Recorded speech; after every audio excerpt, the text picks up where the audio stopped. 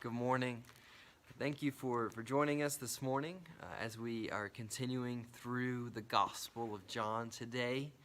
This Friday, we find ourselves in the 19th chapter of John's Gospel.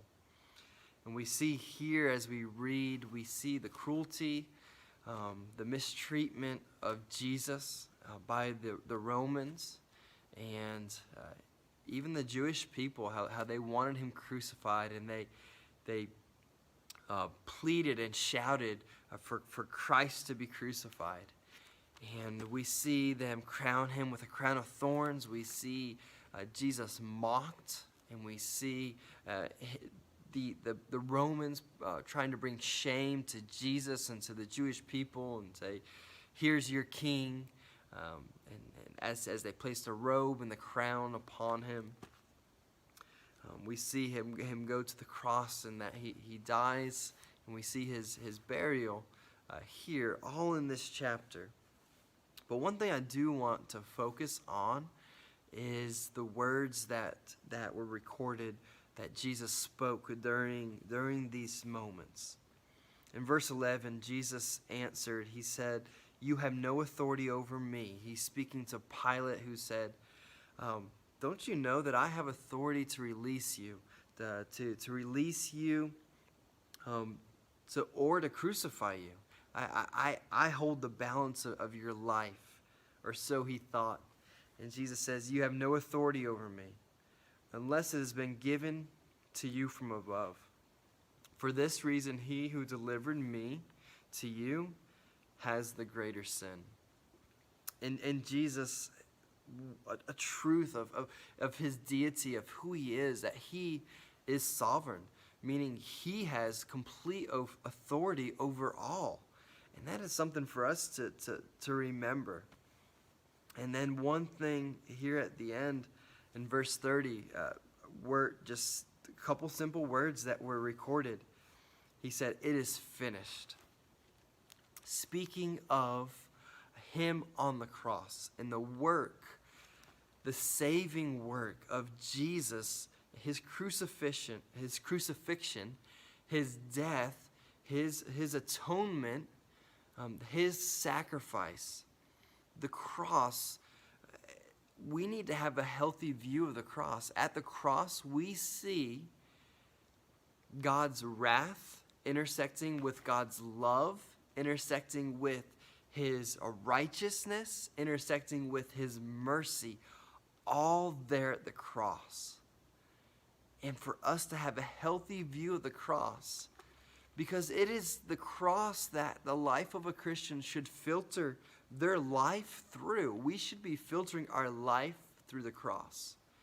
Because when we filter our life through the cross, we understand it's our sin that drove Jesus to the cross. It was the wrath of God. It was God's love that drove Jesus to the cross. It was the obedience of Jesus that, "Not my will, Father," that he prayed in the garden, "but your will," and the example that was given to us. So when we look at the cross, we see how obedient he was, how fervent in prayer Jesus prayed with the Father. The examples that are given to us of his love and his mercy, his patience for us. And if we can filter our life through the cross, if we can filter our thoughts and our actions through the cross, that we will look dramatically different than this world. Our speech would be filtered, and the way that we speak would be loving and gracious, full of truth, urgency to share the hope that we have in the cross. Because remember, in verse 30, what Jesus spoke there, "It is finished." It is finished. The work of Jesus Christ, his atoning sacrifice, his sacrifice for our sins, finished. And so what that gives us is victory. We don't have to earn God's grace. We don't have to earn his favor and his love. It has been given to us through the cross, through the sacrifice of Jesus Christ. And so we can go boldly to the throne room. we can go boldly into our homes and into our communities to share this hope because it is finished. It is a finished product that we can share with others.